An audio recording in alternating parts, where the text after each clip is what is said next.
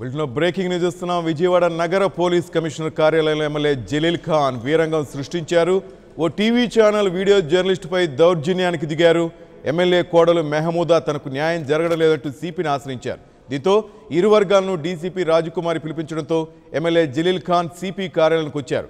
ఆ visual చిత్రీకరిస్తున్న video జర్నలిస్టుపై దౌర్జన్యం చేశారని మీడియా సంఘాలు ఆరోపిస్తున్నాయి. ఏడీసీపీ నవాబ్ జాన్, సిఐ ఉమామహేశ్వరరావు సమక్షంలోనే కెమెరామెన్పై దుర్భాషలాడి కెమెరాను లాగేసుకున్నారని ఆరోపిస్తున్నారు.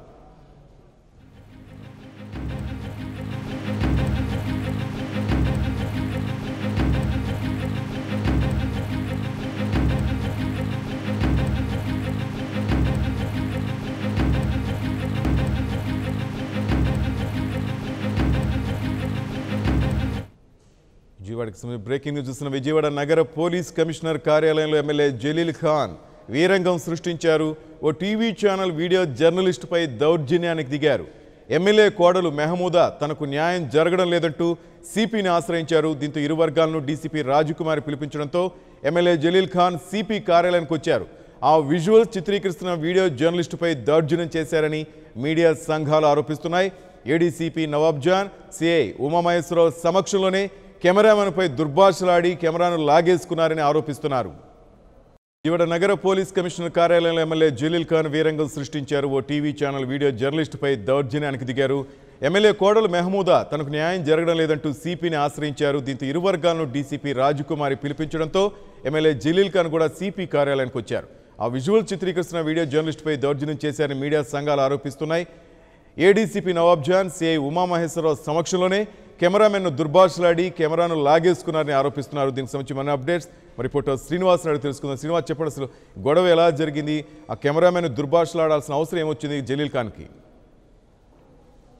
శ్రీనివాస్, పశ్చిమ నియోజకవర్గం ఎమ్మెల్యే జలీల్ ఖాన్ అన్న కొడుకు ఇటీవల హార్ట్ అటాక్ తో మృతి చెందడం జరిగింది. ఈ సందర్భంలో ఆ భార్య పుట్టింటికి వెళ్ళడం జరిగింది. పుట్టింటికి వెళ్తే అతను చిన్నపిల్లవాడు, పాలు తాగుతున్న పిల్లవాడిని జలీల్ ఖాన్ అన్న ఇంటికి వెళ్ళి అక్కడి నుంచి కూడా ఆ పిల్లవాడిని తీసుకుని రావడం జరిగింది. దీంతో ఆ కోడలు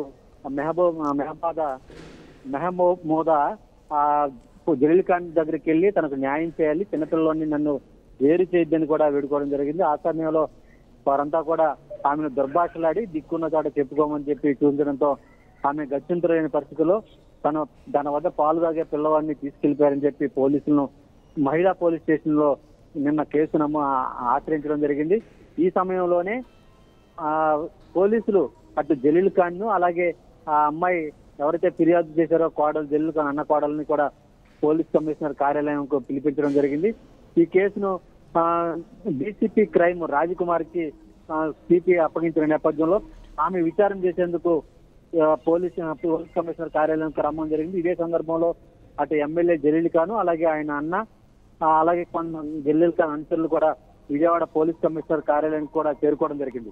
ఈ సమయంలోనే ఈ సమాచారం అందుకున్న ఒక టీవీ ఛానల్ వీడియోగ్రాఫర్ అక్కడికి రావడం జరిగింది. జలీల్ ఖాన్ పోలీస్ కమిషనర్ కార్యాలయానికి వచ్చిన సందర్భంలో ఆ విజువల్స్ ను చిత్రీకరించడం జరిగింది.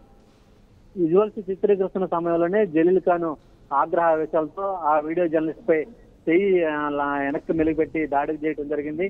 అంతేకాకుండా అతను చిత్రీకరించిన విజువల్స్ కెమెరాను అన్ని కూడా తీసుకోవడం జరిగింది. ఆ సమయంలో అక్కడ డీసీపీ నవాబ్ జాను అలాగే మా పటమట సిఐ ఉమామహేశ్వరరావు వారు కూడా అక్కడే ఉన్నారు. ఆ సమయంలో వారు ఉన్నప్పటికీ జలీల్ ఖాన్ వీడియో జర్నలిస్ట్ పైన దౌర్జన్యం చేస్తున్నప్పటికీ ఆ పోలీస్ అధికారులు ఎవరు కూడా అతన్ని వారించలేదు. అంతేకాకుండా వీడియో జర్నలిస్ట్ చిత్రీకరించిన ఆ వీడియో ఫుటేజ్ అంతా కూడా పోలీసు ఉన్నతాధికారులు తీసుకుని అది అంతా కూడా డిలీట్ చేసి ఇక్కడి నుంచి వెళ్ళిపోవాలని చెప్పి పోలీస్ కమిషనర్ కార్యాలయంలోనే అక్కడ ఉంచడం జరిగింది. ఆ తర్వాత మీడియా అంతా కూడా ఈ సమాచారం తెలుసుకుని అక్కడ చేరుకోవడం జరిగింది.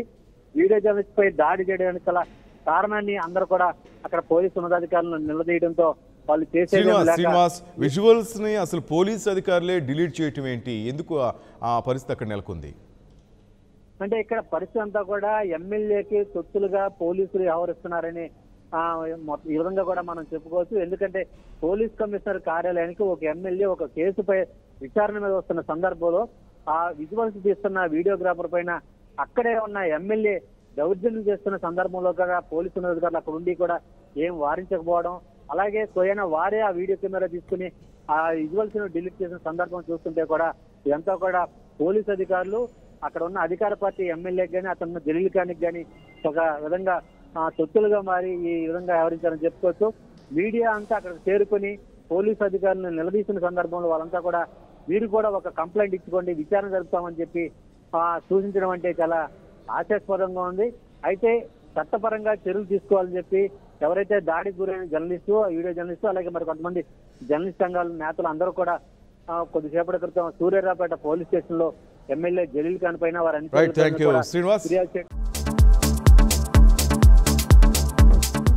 Please subscribe new waves.